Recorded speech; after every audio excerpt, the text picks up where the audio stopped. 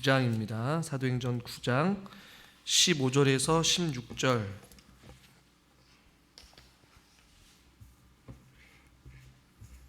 신약성경 202페이지에 있습니다. 사도행전 9장 15절 16절 우리 한 목소리로 같이 교독하겠습니다. 주께서 이르시되 가라, 이 사람은 내 이름을 이방인과 임금들과 이스라엘 자손들에게 전하기 위하여 택한 나의 그릇이라. 그가 내 이름을 위하여 얼마나 고난을 받아야 할 것을 내가 그에게 보이리라 하시니. 아멘. 수요 저녁 예배에 나오신 여러분들을 환영하고 축복합니다. 수많은 사람들 가운데서 이 사울을 하나님께서 특별하게 선택하신 이유, 평상시에 믿음 생활을 잘하고 하나님 앞에 성실하게 살아갔던 누군가를 선택한 것이 아니라 그동안 사울의 인생을 되돌아보면 젊은 시절부터 열심히 하나님 믿는 사람들을 핍박하고 또 잡아넣고 또 그런 어떠한 열심에 예수 그리스도를 핍박하는 일에 열심이었던 그 사울, 생각지도 못했던 그 사울을 하나님께서는 택하셨다. 그리고 이 사람은 택한 나의 그릇이다 라고 성경에서 오늘 말씀을 하고 있지만, 저는 오늘 15절 16절을 조금 더 말씀을 살펴보면서 저는 고난의 그릇이라는 제목으로 함께 또 나누려고 합니다. 하나님께서 택한 나의 그릇이다 라고 할 때에 이 택했다라는 것은 하나님께서 그 사람을 지명하였고 그 사람을 부르신 분명한 목적이 있단 말이에요. 근데 그 목적을 오늘 우리가 읽은 본문에서는 15절에 내 이름을 이방인들과 또 임금들과 이스라엘 자손들에게 예수 그리스도의 이름을 전하기 위해서, 즉 모든 이들에게 복음을 전하기 위해서 택했다라고 말씀하고 있어요. 그러니까 사도로 부르심을 받은 이 사울은 주님께 받은 어떤 특별한 소명이 있었단 말이에요. 그리고 그 소명은 바로 많은 이들에게 예수 그리스도의 이름을 전하는 중요한 사명을 부여받았다라는 말입니다. 그 사명을 부여받은 그 사울은, 혹은 바울의 삶은 어땠을까요? 여러분 잘 아시다시피 그의 삶은 주님께 받은 그 사명에 자신의 생을 다 드리는 삶을 드렸어요. 오늘 우리가 오직 주의 사랑에 매여라는 찬양을 우리가 드렸잖아요. 주께서 주신 모든 은혜 나는 말할 수 없네. 내 영혼 즐거이 주 따르렵니다. 주께 내 삶 드립니다. 어떻게 보면 바울의 고백이 이 고백이 아닐까라는 생각을 해보게 돼요. 주님께 그 받은 은혜가 너무나도 귀하여서 그 말할 수 없는, 주체할 수 없는 그 하나님의 삶에, 사랑에 자기 자신을 온전히 다 내어드리는 그러한 삶을 살아간 사람이 바로 바울이라는 것이. 아니나 다를까 바울은 유대 대륙에 다 진출하면서 지중해 세계를 누비게 되면서 많은 이들에게 복음을 전했어요. 몇 차례에 걸쳐서 선교 여행을 다니면서 그가 거쳐가고 그가 복음을 전하고 그가 머물면서 하나님의 이름을 알리고 또 가르치고 또 그가 기적을 베풀면서 행했던 그 도시들이 무려 57개나 돼요. 그 바울이 걸어간 혹은 바울이 이동한 그 거리를 합치면 약 1만 3천 킬로미터가 된다라고 어떤 학자는 이야기를 해요. 아마 그 이상을 걸었을 수도 있겠죠. 당시 교통이 불편한 이 상황 가운데 걸어가기도 하고 배를 타기도 하고 말을 타기도 하고 다양한 교통수단이 있었겠죠. 오늘날과 같이 편리한 길은 아니었을 거예요. 그러나 약 57개나 되는 그 도시를 거치면서 엄청난 1만 3천 킬로나 되는 그 거리를 돌아다니면서 그가 오늘날 우리가 가지고 있는 성경의 신약 성경의 3분의 1을 바울이 기록했음을 우리는 알 수 있어요. 어떤 이러한 그 객관적인 그 바울의 삶을 보더라도 그는 주님께 받은 그 택한 그릇으로서의 사명을 충실하게 살아왔음을 우리는 발견하게 됩니다. 예수님은 우리가 주일날도 말씀드렸지만 역전의 하나님이 아니겠어요? 갈릴리 어부처럼 보잘것없는 사람들을 그의 제자로 택하신 것뿐만 아니라 이 사울처럼 아주 완악하고 예수를 핍박하고 하나님 있는 자들을 잡아 넣으려고 했던 이러한 자들을 하나님께서 택하시고 그들을 통해서 하나님의 일들을 이루어 가신단 말이에요. 반대로 저와 여러분들은 어떻습니까? 그래도 예수님을 핍박했던 사울보다는 조금은 나은 삶을 우리가 살았던 우리들이 하나님으로부터 부르심을 받고 저와 여러분들도 각자 개인을 지명하시고 또 존귀하게 여기시고 하나님의 자녀 삼아주신 줄 여러분 믿으십시오. 할렐루야. 그리고 여러분들을 택하신 분명한 이유가 각자에게 있어요. 그러나 분명하고도 확실한 사명은 무엇이냐면 저와 여러분들을 통하여서 하나님의 이름을 찬양하고 그분의 이름을 전하는 부활의 산 증인으로서의 사명을 우리 모두에게 주신 줄 믿으시길 바랍니다. 그렇다면 저와 여러분들이 마지막에 이 주님 앞에 섰을 때에 최소한 부끄럽지 않은 인생이 될 수 있기를 주님의 이름으로 소망합니다. 최소한 주님 앞에서 부끄럽진 않아야 될 거 아니에요. 또 하나, 주님이 저와 여러분들을 많은 사람들 가운데서 선택하시고 우리를 부르시고 우리를 통하여서 하나님의 일을 하시고자 하나님께서 창세전부터 우리를 부르시고 우리를 선택하셨는데 그 하나님의 선택하신 것이 후회하는 일이 없도록 우리는 그런 인생을 저와 여러분들이 살아가야 되지 않겠습니까?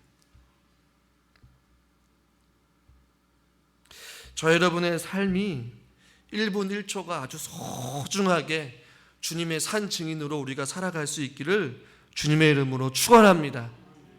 제가 최근에 이 춘천에 있는 많은 목회자들과 같이 함께 모임을 가진 적이 있어요. 한 약 70명의 목회자들이 춘천에 있는 교단을 초월한 감리교도 있었고 순복음도 있었고 합동춘도 있었고 다양한 목사님들이 다 모여가지고 같이 또 예배를 드리고 같이 좀 강의를 듣고 또 같이 함께 교회의 어떤 전반적인 이 춘천 지역에 대한 부분들을 함께 나누는 짤막한 시간이 있었는데요. 서울에 있는 어떤 목사님이 이제 와서 같이 함께 우리와 함께 말씀을 나누고 은혜를 나누는 시간이었는데 그 목사님의 고백이 저에게 굉장히 좀 도전이 되었던 부분이 한 가지 있었어요. 무엇이었냐면 그분도 목회를 22년 단독 목회를 이제 하시면서 많지는 않지만 꾸준히 성실하게 교회를 위해서 헌신하고 애쓰셨는데 그분이 다른 이야기도 있었지만 그분 가운데 어떤 말씀이 있었냐면 이 전도와 관련된 부분들을 말씀하시면서 자기가 그래도 22년 목회하시면서 많지는 않지만 그래도 꾸준히 그리스도의 복음을 전하면서 많은 이들을 또 주께로 전도하는 일에 힘썼다, 이런 표현을 하시더라고요. 저에게도 스스로 한번 질문을 던져봤어요.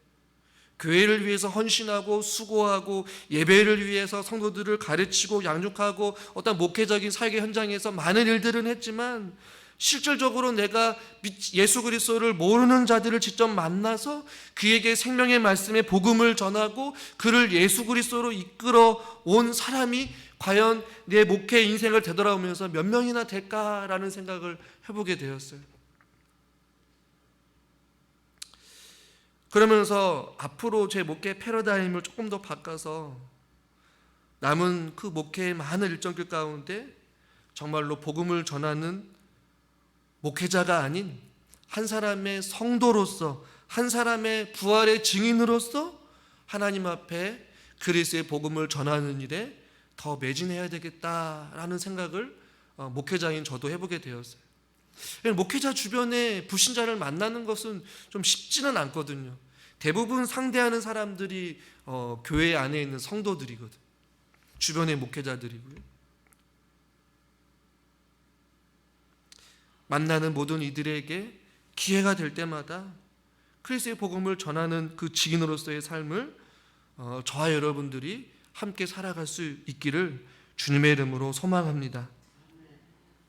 올해보다 내년에 조금 더 열심히 주를 위해 부활의 그 증인의 역할의 삶을 살아가자라는 것이죠. 오늘 본문에 더 나아가서 16절에 이런 말씀이 있습니다. 우리 16절 말씀을 같이 한번 읽어볼까요? 그가 내 이름을 위하여 얼마나 고난을 받아야 할 것을 내가 그에게 보이리라 하시니. 아멘. 이 주님을 위해 택하셨는데 오늘 16절에 보니까 그가 내 이름을 위하여, 바울이 내 이름을 위하여 얼마나 고난을 받아야 될 것을 내가 그에게 보여줄 것이다.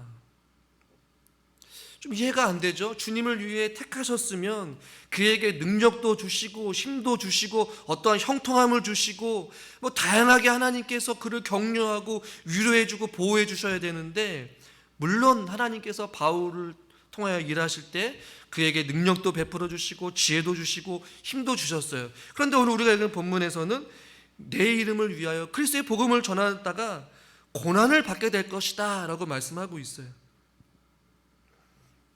고난을 받아야 하는데 이것은 어떠한 타인에 의해서 고난을 받는 그런 수동태형이 아니라 능동태형으로 되어 있어요. 즉 자신의 의지와 무관하게 피동적으로 고난을 받는 것이 아니라 자발적으로 주님을 위해서 고난을 기꺼이 감수하는 삶을 살게 될 것이다 라고 지금 주님께서 말씀하고 있는 것이에요. 자발적으로 내가 주님을 위해서 고난을 기꺼이 감수하겠다. 반대로 말씀드리면 얼마든지 자발적으로 그 고난을 피할 수도 있다라는 말씀이거든요. 그러니까 그리스도의 복음을 전하다가 바울이 힘들고 지치면 그냥 내려놓을 수도 있어요. 도망칠 수도 있어요. 숨을 수도 있어요. 거부할 수도 있어요. 그러나 바울은 그렇지 않았다라는 것이에요. 기꺼이 주님의 이름을 위하여서 고난을 감수하면서까지 그의 사명을 따라 살아가겠다라고 지금 고백하고 있는 것이에요. 어떻게 그것이 가능할까요? 그가 받는 고난보다도 그가 전하고 그가 경험하고 그가 깨달은 하나님의 말씀의 복음과 그 진리가 다른 그 무엇보다도 더 소중하기 때문에 바울은 어떠한 고난도 기꺼이 감수할 수 있었다는 것이에요.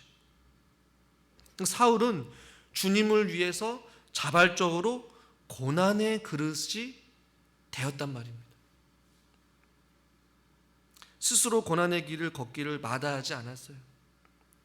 저는 여러분들에게도 또 저에게도 저희 여러분 모두 다가 고난의 그릇이 될 수 있기를 주님의 이름으로 축원합니다.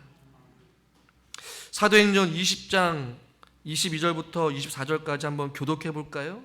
고난의 그릇으로 살아온 그 바울의 인생의 모습을 말이죠. 보라, 이제 나는 성령에 매여 예루살렘으로 가는데 거기서 무슨 일을 당하는지 알지 못하노라.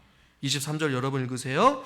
오직 성령이 각 성에서 내게 증언하여 결박과 환난이 나를 기다린다 하시나. 24절은 같이 읽겠습니다.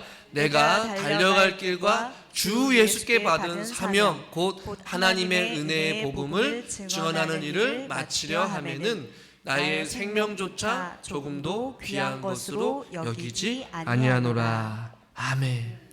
24절의 말씀은 너무나도 잘 알고 있는 말씀이에요. 그러나 22절에 보니까 성령에 매여서 예루살렘으로 바울이 가는데 바울은 무슨 일을 당하는지 알지 못하지만 23절에 성령님께서 알려주세요. 결박과 환난이 너를 기다리고 있다. 뭐예요? 결박과 환난이 기다리고 있다라고 알려주신 것은 여러 가지 이유가 있겠지만 한편으로 생각해 보면, 인간적인 생각을 해보면 바울이 이 고난을, 이 결박과 환난을 피할 수도 있고 반대로 이 고난을 기꺼이 감당할 수도 있는 것이.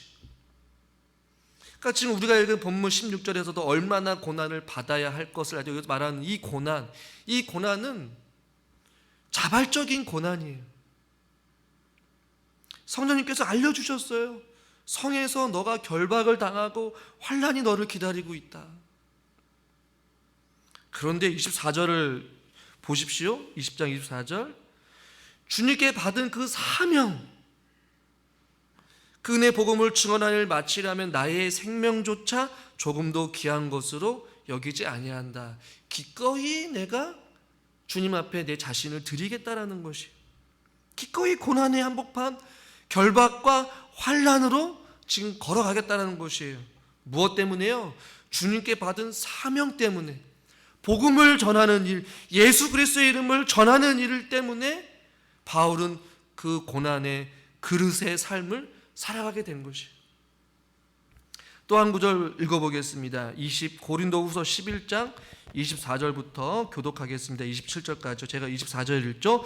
유대인들에게 40에서 한한 감한매를 5번 맞았으며 3번 태장으로 맞고 1번 돌로 맞고 3번 파선하고 1주야를 깊은 바다에서 지냈으며 여러 번 여행하면서 강의 위험도, 강도의 위험도, 동족의 위험과 이방인의 위험과 시내의 위험과 광야의 위험과 바다의 위험과 거짓 형제 중의 위험을 당하고 또 수고하며 애쓰고 여러 번 자지 못하고 줄이며 목마르고 여러 번 굶고 춥고 헐벗었노라.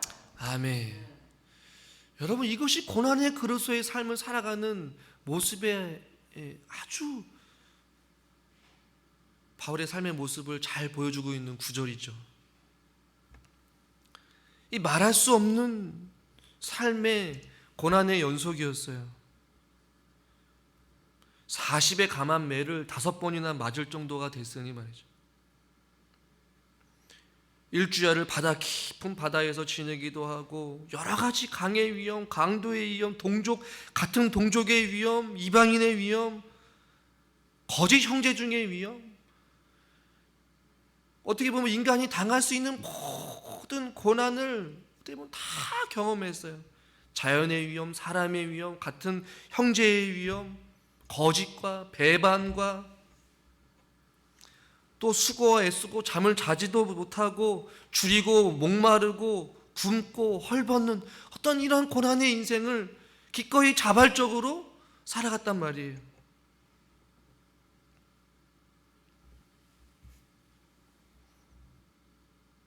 주님을 위해 여러분 기꺼이 고난의 그릇이 될 수 있으십니까? 결코 쉬운 일은 아닌 것 같아요. 예수님께서도 말씀하셨죠. 마태복음 5장 10절부터 보면 의를 위하여 박해를 받는 자는 복이 있나니. 11절 한번 읽어보겠습니다. 나로 말미암아 너희를 욕하고 박해하고 거짓으로 너희를 거슬러 모든 악한 말 할 때에는 너희에게 복이 있나니. 12절 같이 읽겠습니다. 기뻐하고 즐거워하라. 하늘에서 너희의 상이 크민이라. 너희 전에 있던 선지자들도 이같이 박해하였느니라. 아멘. 박해를 받는 것, 욕하는 것, 그 주님 때문에 받는 그 모든 환난과 고난으로 인하여서 오히려 주님은 기뻐하고 즐거워하라고 말씀하고 있어요. 이것이 주님이 오늘날 살아가고 있고 오늘날 택한 하나님의 그릇들에게 너희는 그냥 그릇이 아니라 고난의 그릇으로서 주께 받은 그 사명을 위하여서 어떤 박해를 받더라도, 어떤 환난이 있더라도, 어떠한 손해가 있더라도, 어떤 어려움이 있더라도 뭐라고 말씀하는 거예요? 기뻐하고 즐거워하라. 저에게도 질문을 던져, 어떻게 기뻐할 수 있고 어떻게 즐거워할 수 있을까요? 사람한테 배신당하고 몸이 지치고 환경이 사방에 어떠한 공격들 뿐인데 무슨 수로 그의 심령이, 그의 삶이 기뻐하고 즐거워할 수 있을까요? 가능한 것은 주님께서 주시는 그 은혜로 말미암아 하늘나라의 소망을 두고 살아가는 자들에게 기뻐하고 즐거워하는 삶이 있을 수 있다는 것이죠. 그럼 여러분, 솔직히 말씀드리면 믿음 생활하면서 고난을 좋아할 사람이 누가 있겠습니까? 이 고난이라고 하니까 조금 우리가 멀게 느껴지겠지만 좀 말을 바꿔서 해보면 믿음 생활하면서 모두 다가 편하게 신앙생활하고 싶지, 되도록이면 어떤 헌신과 수고를 피하고 싶고 편안하게 그냥 예배를 드리는 것이 우리의 바람 아니겠어요? 고난을 받을 바엔 차라리 믿음을 포기하고 만다, 구원의 확신만 있으면 되지 않겠는가, 적당하게 믿음 생활하는 사람들이 많이 있어요.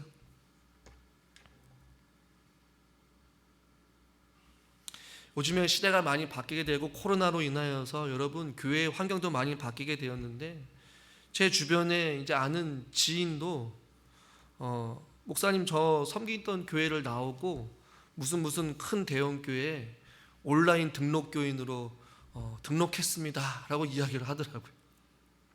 그냥 책에서만 봤던 내용들이 주변에서 실질적으로 일어나요. 사람과 부대끼는 거 싫대요. 헌신하는 거 부담된대요. 사람들과 같이 뭔가 하는 거 싫대요. 그래서 자기가 수많은 사람들의 유튜브와 교회 홈페이지를 통해서 설교를 듣고 자기가 원하는 교회에 또 그 교회 홈페이지를 보니까 온라인 등록이 있다는 것이, 그래서 온라인 등록을 하고 편안하게 자기가 원하는 시간에 설교를 듣고 적당하게 헌금 생활하면서 그냥 믿음 생활하는 것이에요. 구원의 확신만 있으면 되지 않겠는가? 편안하게 믿음 생활하는 것이죠.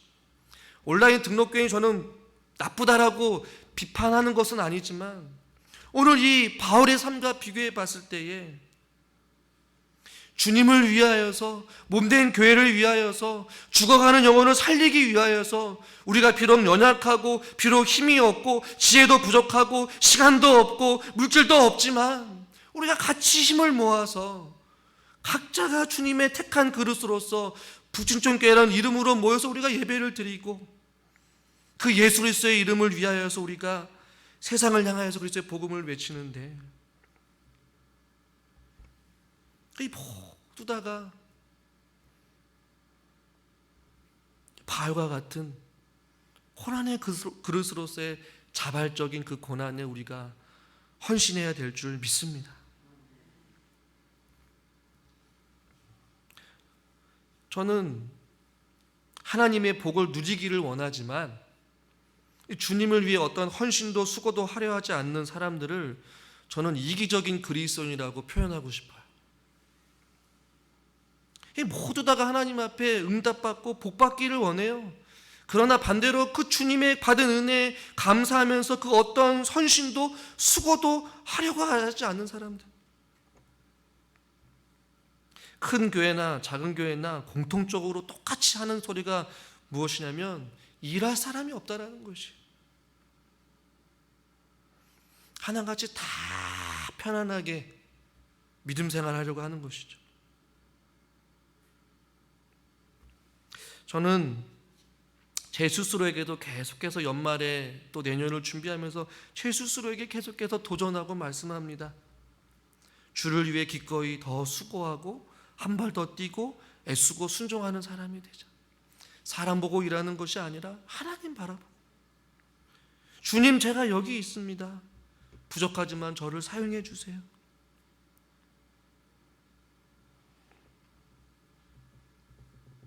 고난의 그릇으로서의 삶을 살아가는 것 결코 쉬운 것은 아니에요. 저는 우리 사랑하는 성도님들의 삶 가운데 기뻐하는 일만 있으면 좋겠고 즐거운 일들만 있었으면 좋겠어요. 그러나 이 기뻐하고 즐거워하는 것은, 바울이 말하는 것, 예수님이 말하는 이 기뻐하고 즐거워하라는 것은 단순히 세상에서 누리는 기뻐함과 즐거움이 아니라 하늘로부터 내려오는 하나님의 참 평안과 참 기쁨과 참 생명 안에서 누리는 기쁨이요 즐거움인 것이, 이 기쁨과 즐거움은 주님 안에 거할 때, 주님의 사랑으로 충만할 때에, 주님의 은혜로 충만할 때 그것이 가능합니다. 우리가 어떻게 할 때 주님의 은혜로 충만할까요? 주님을 사랑할 때, 주님을 사랑하는 자, 주님의 그 뜻에 순종하는 삶을 살아갈 수밖에 없다라는 것이죠. 주님을 깊이 알아가는 자, 그 은혜에 너무나도 귀하여서 주님께 받은 그 은혜, 주님께 받은 그 상황, 모든 것을 기꺼이 주님 앞에 드려지는 삶이 될 줄 믿습니다. 저는 우리 사랑하는 성도님들이 지금껏 많은 또 연세에도 불구하고 이 교회에 나와서 자리를 지키며 예배를 드리는 것 자체도 저는 주님 앞에 기쁨이고 헌신이요 수고라고 봅니다. 앞으로 주님 오실 그날까지 저와 여러분들이 이 건강이 허락되는 날, 호흡이 멈추는 그 순간까지 주님을 찬양하는 고난의 그릇의 삶을 저와 여러분 모두 다가 살아갈 수 있기를 주님의 이름으로 축원합니다. 우리가 이 시간 우리 같이 아까 한 번 더 찬양하기를 원하는데, 찬양 드리기를 원하는데요, 오직 주의 사랑에 매여 우리 찬양 드리기를 소망합니다. 내 영혼 즐거이 주님을 따르렵니다. 주님께서 말씀하신 것과 같이 기뻐하고 즐거워하라, 하늘에서 너희의 상이 큽니다 라는 이 위의 말씀을 들으면서 우리가 올 한 해를 잘 마무리하고 내년을 우리가 무엇으로 주님 앞에 우리의 삶을 드려야 될지를 고민하면서 기도하시면서 우리가 함께 나아갈 수 있기를 주님의 이름으로 소망합니다. 우리 같이 찬양 드리겠습니다.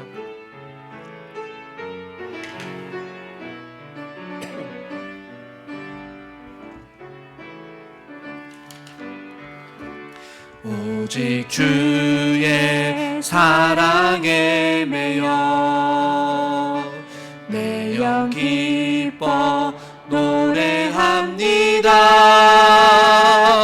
이 소망의 언덕 기쁨의 땅에서 주께 사랑 드립니다. 오직 주의 임재 안에 갇혀 오직 주의 임재 안에 갇혀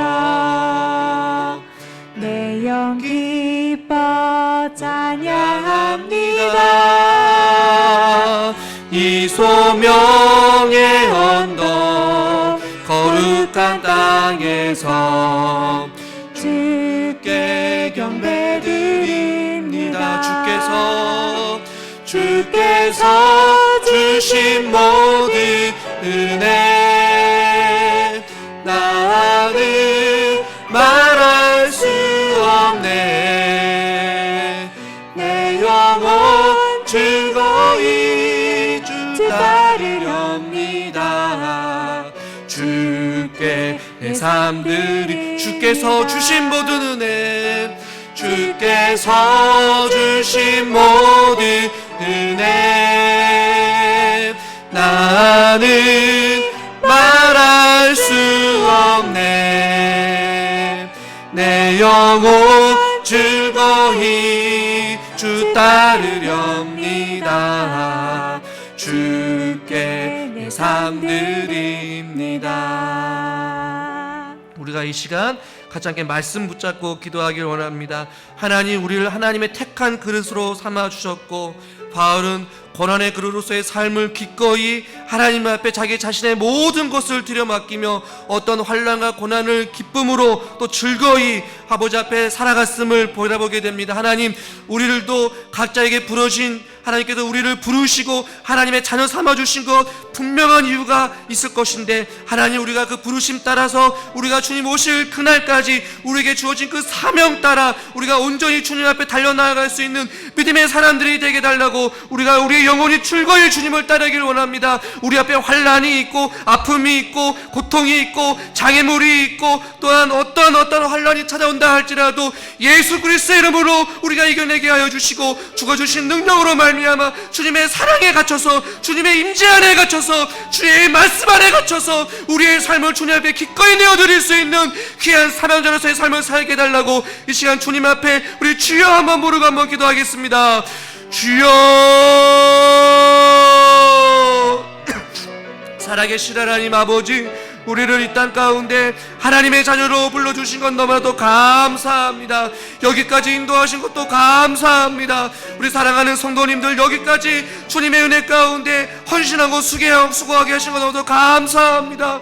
우리에게 받은 그 은혜가 너무나도 귀하고 감사하여서 우리에게 또한 건강을 주시고 우리에게 또한 물질을 주시고 또한 우리에게 시간을 주시고 우리에게 이렇게 귀한 교회를 허락해 주셔서 몸된 교회를 섬길 수 있게 해주시고 귀한 직분을 허락해 주셔서 하나님 나라와 영광을 위하여서 아버지 보잘것없는 우리들을 주님의 사랑을 너불러 주신 건 너무나도 감사합니다. 아버지 하나님, 우리가 주님 오실 그날까지 우리가 무엇을 위해서 살아가야 될 것인지 다시 한 번 더 우리의 삶을 되돌아보게 하여 주시옵시고, 다시 한 번 더 우리가 주님의 임재 안에, 주님의 사랑 안에 갇혀서 즐거이 주님을 따라가기를 원합니다. 아버지 하나님, 주께 받은 그 사명 마치려 하면은 나의 생명을 조금 더 아버지 귀하게 여기지 아니하였던 그 바울의 고백이 우리의 고백이 되기를 원합니다.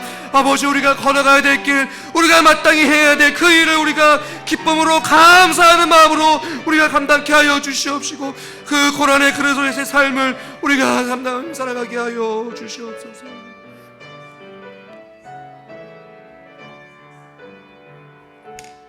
우리가 이 시간 기도할 때에 우리의 가정들을 위해서 기도하기를 원합니다. 하나님, 올 한 해에도 우리 가정 가운데 베풀어 주신 은혜가 너무나도 감사합니다. 감사의 기도를 드립시다. 또한 기도할 것은 하나님, 그럼에도 불구하고 우리 가정 가운데 또 기도에 많은 제목들이 있습니다. 또 가정의 크고 작은 어려움과 문제들과 여전히 하나님의 절대적인 도우심과 하나님의 힘주심이 필요하오니 우리 가정 가운데 믿지 않는 가족 구성원들, 또 믿음이 연약한 가족 구성원들, 하나님의 귀한 자녀들이 주님 말씀 앞에 바로 설 수 있도록 주님께서 붙잡아 주시고, 또한 우리 성도님들 가정마다 건강의 복을 허락해 주셔서 몸이 연약한 자들 아버지 하나님께서 치료와 회복의 은혜를 허락해 주시고, 또한 경제적으로 어려운 가정들이 있습니까? 하나님께서 내년에는 또 올 한 해 마지막까지 끝까지 하나님 우리가 주님 앞에 붙잡았을 때에 경계가 회복되어지고 가정이 물질적으로 어려움 당하지 않도록 물질의 축복, 건강의 축복, 자녀의 축복을 우리에게 허락해 달라고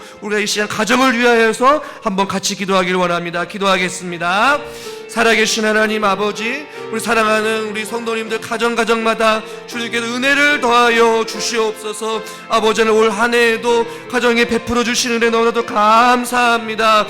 기도의 응답도 있었고요, 또한 기도의 삶의 아버지 하나님 놀라운 변화도 있었고요, 주신 은혜도 너무나도 많이 있음을 고백합니다. 모든 것을 돌아보면 감사뿐임을 우리가 기억하게 하여 주시옵소서. 아버지 하나님, 그러나 여전히 가족 구성원들 가운데 믿음이 연약한 자녀들이 있습니다. 주께 나오지 못하는 가족 구성원들도 있습니다. 아버지 하나님, 신앙이 회복되어지기를 원하고요, 또한 그들의 삶이 변화되어지기를 원합니다. 아버지 하나님, 육체적으로 연약한 자들이 있습니다. 또 군에 있는 자녀들이 있습니다. 학업에 있는 자녀들이 있습니다. 직장을 구하는 자녀들이 있습니다. 결혼의 문제를 놓고 구하는 자녀들이 있습니다. 자녀들의 모든 문제들이 주님 안에서 응답되어지기를 원하오니 주여 저희들을 불쌍히 여겨주시옵시고 은혜 위에 은혜를 더하여 주시옵소서. 육체의 질병으로 인하여서 고통받는 자녀들이 있습니다. 아버지여, 치료의 은혜를 허락하여 주시옵소서.